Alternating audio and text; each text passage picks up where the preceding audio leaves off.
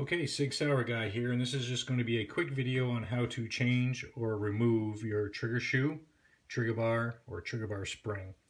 I've seen quite a few posts the last couple days about people getting a new kit such as this Apex kit or just a trigger shoe, and then they had problems after they got it all back together with it functioning properly. So I'd like to address that stuff as well. So I've posted this quite a few times in some of my other videos, the way that I take this apart.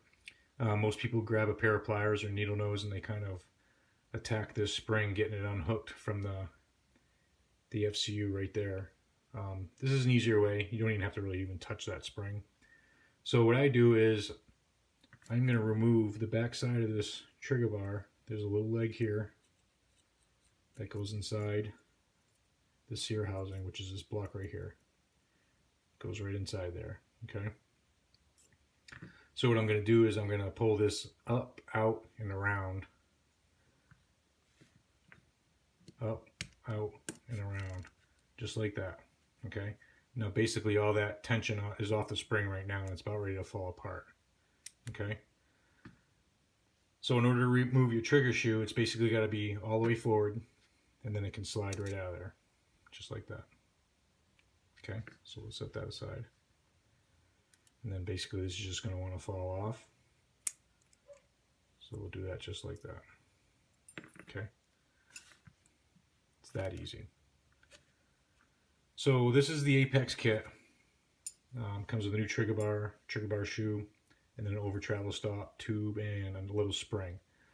So whatever you decide to get, if you get a kit like this or just the trigger shoe, what I like to do first is if you have the factory trigger bar in a new shoe, just basically put them together, put the pin on the trigger shoe through the hole in the trigger bar, and make sure that moves very freely. Okay? Just like this. Okay? Very freely.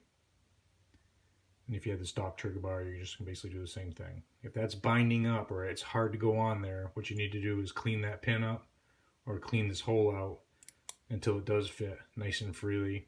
Put some grease on it when you put it back together, and then that'll work properly.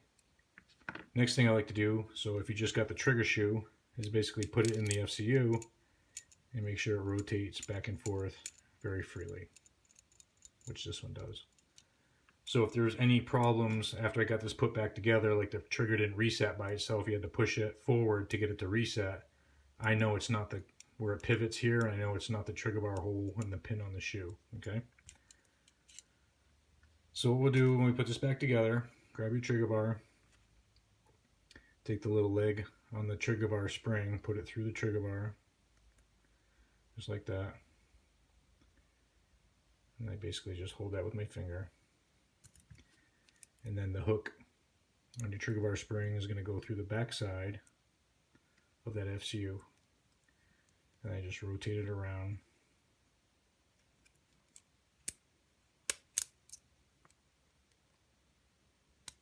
Just like that. And then basically I want this flush against this surface, not where the magazine goes. Okay? So I'm just kind of holding that there with my finger. Just like that. So then we'll take our trigger shoe, put that right through the hole. Make sure that that drops into the hole on the trigger bar, just like that. And make sure we're through the hole on this side as well. So now what I'm going to do is I'm going to push the trigger back with my finger as I pull the trigger bar out, around, and drop it inside the sear housing. Just like that.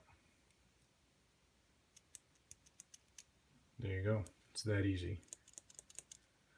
So if you're doing this and then your trigger gets stuck backwards and you have to physically push it forward, you got something else going on in there. Okay?